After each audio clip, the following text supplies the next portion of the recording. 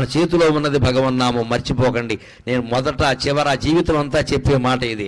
మీరు స్మరించండి, మీరు స్మరించండి. మనస్సులో స్మరించదలుచుకుంటే మడి లేదు, ఆచారం లేదు, ఇవి స్నానం చేసే సమయం లేదు, భోజనం చేసే సమయం లేదు, ఎప్పుడైనా స్మరించవచ్చు. దానికి నియమం లేదు, నిష్ట లేదు, మనస్సుకి రూపం లేదు, కాబట్టి ఏ నియమం ఉండదు. అన్ని రోజులు పాటించినా ఒక్కరోజు కాళ్ళు కడుక్కోలేదు, దేవుడు అంత కక్ష కట్టడమ్మా.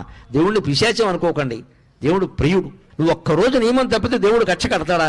అలా అయితే దేవుడు అవుతాడా? అంతగా మనకు బాధ అనిపించింది అనుకో, అమ్మా ఏదో పొరపాటు చేశానమ్మా అని అమ్మవారి దగ్గర చెబితే క్షమించదా? ఆవిడ తల్లి అండి. భగవంతుడి దగ్గర భయం ఉండకూడదు, ఎప్పుడు హాయిగా చనువు ఉండాలి, ఒళ్ళో కూర్చునేలా ఉండాలి. గద, శంఖం, చక్రం, ఈ ఆయుధాలన్నీ వెనకాల వచ్చాయంటే నువ్వు నారాయణాయ నమః, ఓం నమో నారాయణాయ, ఓం నమో శివాయ, శ్రీమాత్రే నమః ఇలా ఏదో ఒకటి చెప్పిస్తూ ఉంటే సర్వాయుధాలు త్రిశూలం సహా నీ వెనకాల తిరుగుతూ ఉంటాయి. నీ జోలికి ఎవ్వడు రాడు, నీ ఇంటి జోలికి ఎవ్వడు రాడు, నీ భార్యా పిల్లల జోలికి ఎవ్వడు రాడు. వస్తే మటాష్, తిరుగులేదు ఇంకా.